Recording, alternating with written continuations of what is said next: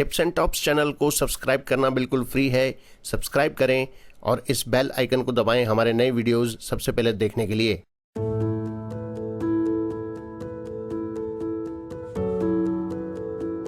स्वामी रामसुखदास जी महाराज को शत शत नमन। आज का विषय है साधन की मुख्य बाधा। महाराज जी के शब्दों में, इंद्रियों और विषयों के संबंध से होने वाला जो सुख है, उसकी जो आसक्ति है, यही खास बाधा है। संसार का जो सुख लेते हैं, अनुकूलता में राजी होते हैं, यही वास्तव में पारमार्थिक मार्ग में बाधा है। साधन करते हुए अगर साधन में भी सुख लेते हैं, उसमें संतोष करते हैं, तो आगे ऊंचे चढ़ने में बाधा लग जाती है। जैसे रजोगुण तमोगुण तो बांधते ही हैं, पर सत्व गुण भी सुख की आसक्ति से बांध देता है। सुख संगेन बधनाति, सुख की आसक्ति छूटने से दुख सर्वथा मिट जाते हैं। यह बिल्कुल सच्ची बात है, ठोस बात है। सुख की आसक्ति न रहे तो परम आनंद की प्राप्ति हो जाए, संपूर्ण दुखों की निवृत्ति हो जाए। मान सम्मान का सुख है, भोगों का सुख है, अनुकूलता का सुख है, यह खास बाधक है। अगर कोई शूरवीरता करके सुख की लोलुपता में न फंसे तो बहुत जल्दी उन्नति हो जाए। सुख लोलुपता का सर्वथा त्याग करते ही उन्नति स्वतः सिद्ध है। त्यागाच्छांतिरनंतरम, यह बहुत सार बात है। बहुत वर्षों तक मैं व्याख्यान देता रहा, सुनाता भी रहा, सुनता भी रहा, पढ़ता भी रहा, परंतु यह मन में थी कि बात क्या है, यह कहाँ अटकाव है और क्यों अटकाव है। कई वर्ष हो गए तब हमें यह बात मिली, इसलिए आपको यह बात बताई कि आप गफलत में न रहें। सुखासक्ति का त्याग करना ही है हमें। इसके त्याग के बिना शांति नहीं मिलेगी। शांति में भी रमण करोगे तो परम शांति नहीं मिलेगी। कल्याण चाहते हैं, मुक्ति चाहते हैं, तो सुख लोलुपता का त्याग करना पड़ेगा, सुख की आशा का त्याग करना पड़ेगा, सुख के भोग का त्याग करना पड़ेगा। बिना छोड़े शांति मिलेगी नहीं, बिल्कुल पक्की ठोस बात है। भगवान ने कह दिया कि ये ही संस्पर्शजा भोगा दुख यो नए एवते। जितने भी संबंध जन्य सुख हैं, वे दुखों के ही कारण हैं। इनका नाम तो सुख है, पर है महान दुख, जो महान आनंद की प्राप्ति में बाधा देता है, परमात्मा की प्राप्ति से वंचित करता है। भोगों का सुख है, मान का सुख है, बड़ाई का सुख है, शरीर के आराम का सुख है, संग्रह करने का सुख है, मेरे पास रुपया है, विद्या है, मैं समझदार हूँ, ऐसा अभिमान जन्य सुख है। यह सब बाधक है। सुख का अनुभव होना, ज्ञान होना बाधक नहीं है। मेरे को सुख मिलता रहे, मैं सुखी रहूं, यह जो भीतर में सुख भोग की इच्छा है, यह बाधक है। इससे बड़ा भारी अनर्थ पैदा होता है।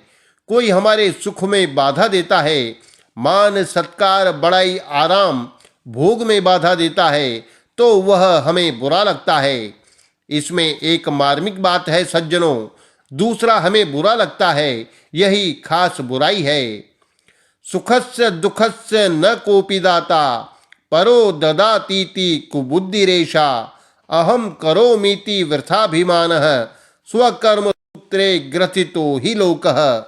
सुख या दुख को देने वाला कोई और नहीं है, कोई दूसरा सुख दुख देता है, यह समझना कुबुद्धि है। मैं करता हूँ, यह वृथा अभिमान है, क्योंकि लोग अपने अपने कर्मों की डोरी से बंधे हुए हैं। इसने हमारा सम्मान नहीं किया, इसने हमारे विरुद्ध बात कर दी, इसने हमारे घाटा लगा दिया, इसने हमारे व्यापार में बाधा लगा दी, इसने हमारी उन्नति में बाधा लगा दी। यह जो दूसरों को निमित्त मानना है, यह बहुत बड़ी भूल है। इस भूल से महान अनर्थ होता है। अपनी तरफ दृष्टि नहीं जाती, जबकि केवल अपनी तरफ दृष्टि जानी चाहिए। हमारे में मान की, बड़ाई की, सुख की इच्छा है, इस कारण से दुख होता है। दूसरा दुख नहीं दे सकता। दूसरे से दुख तभी होता है जब हम भीतर से सुख चाहते हैं। अतः दुख के कारण हम खुद ही हुए। ऐसा जिस दिन हमने समझ लिया, उस दिन से हमारी उन्नति शुरू हो ही जाएगी। बिल्कुल पक्की बात है। जब तक यह दृष्टि रहेगी कि उसने ऐसा नहीं किया, उसने ऐसा नहीं किया, तब तक कभी उन्नति नहीं होगी, क्योंकि रास्ता शुरू से ही गलत ले लिया। गलत रास्ते पर कितना ही चलो, ठेठ अर्थात सिद्धि तक कैसे पहुंचोगे? जो यह कहते हैं कि मेरा क्या दोष है इसमें, मेरा दोष है ही नहीं, यही मेरा दोष है। अपने दोष नहीं दिखते, यही वास्तव में दोषों को स्थिर रखने वाली चीज है। परो ददातीति कुबुद्धि रेशा। मैं अनुकूल परिस्थिति बना लेता हूँ, यह वृथा अभिमान है। अहम करोमीति वृथाभिमानः। यह अनुकूल प्रतिकूल परिस्थिति तो आती जाती रहती है। जैसे रात के बाद दिन और दिन के बाद रात आते जाते रहते हैं, ऐसे ही सुख के बाद दुख और दुख के बाद सुख आते जाते रहते हैं। अगर हम सुखी दुखी होते रहेंगे तो पारमार्थिक बात से वंचित रहेंगे। जिसको परम आनंद की प्राप्ति, दुखों की अत्यंत निवृत्ति कहते हैं, वह नहीं होगी। केवल सुख की लोलुपता का, सुख की आशा का, सुख के भोग का त्याग करें तो दुख मिट जाएंगे और महान सुख मिल जाएगा। आप गहरा उतर कर सोचें कि दुख किसका नाम है। सुख की इच्छा का नाम ही दुख है और कोई दुख है ही नहीं। दुख नाम की कोई वस्तु नहीं है। जो सुख की इच्छा रखता है उसको दुख भोगना ही पड़ेगा। ये ही संस्पर्शजा भोगा दुख यो नए एवते।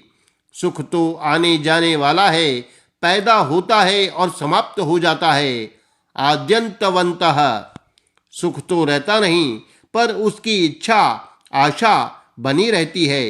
सुख भोग के संस्कार भीतर रहते हैं। अगर सुख की इच्छा का त्याग कर दें तो बहुत भारी लाभ की बात है। वह लाभ क्या है? यम लब्ध्वा चापरम लाभम मन्यते नाधिकम ततः यस्मिन् स्थितो न दुखेन गुरुणापि विचाल्यते। जिस लाभ की प्राप्ति के बाद फिर दूसरा कोई लाभ मानने में ही नहीं आता और जिसमें स्थित होने पर बड़े भारी दुख से भी विचलित नहीं किया जा सकता, अर्थात उस लाभ में, उस सुख में कभी कमी आती ही नहीं, दुख का स्पर्श होता ही नहीं। इसलिए संयोग जन्य सुख में लोलुपता नहीं रखनी है, उसकी आशा नहीं करनी है, उसका चिंतन नहीं करना है, उसके लिए उद्योग नहीं करना है। हाँ, जीवन निर्वाह के लिए उद्योग करो, पर सुख भोग का उद्देश्य रखोगे, उसके लिए उद्योग करोगे तो फंस जाओगे। इसमें कोई शंका हो तो पूछो, और बात ठीक समझ में आ गई तो आज से ही मान लो। सावधान हो जाओ कि संयोग जन्य सुख नहीं लेंगे। कभी इस सुख से मोहित भी हो जाएं, राजी भी हो जाएं, तो चेत करना चाहिए कि राम राम गजब हो गया, आज तो हम इसके वश में हो गए। ऐसा होते ही इसकी लोलुपता छूट जाएगी, क्योंकि इसमें खुद में ताकत नहीं है, इसमें नीचे बुनियाद नहीं है, जड़ नहीं है। पारमार्थिक सुख की बुनियाद जड़ परमात्मा है, इसलिए यह पारमार्थिक सुख कभी मिटता नहीं। जितने भी सुख हैं वे सब के सब आदि अंत वाले हैं। अतः संसार का सुख और दुख सदैव आपके साथ नहीं रह सकता। आपके साथ सदैव परमात्मा ही रहते हैं। वे परमात्मा दिखते नहीं, न दिखने पर भी उनको अपना मानना है और संसार को अपना नहीं मानना है। जो जंगल में रह करके कंद मूल फल खा करके अपना जीवन बिताने वाले हैं, ऐसे ऐसे ऋषि मुनियों को भी विषयासक्ति बाधा पहुंचाती है। इसलिए जो सांसारिक पदार्थों से सुख मानते हैं, सांसारिक पदार्थों की गरज करते हैं, वे बड़ी भारी गलती करते हैं।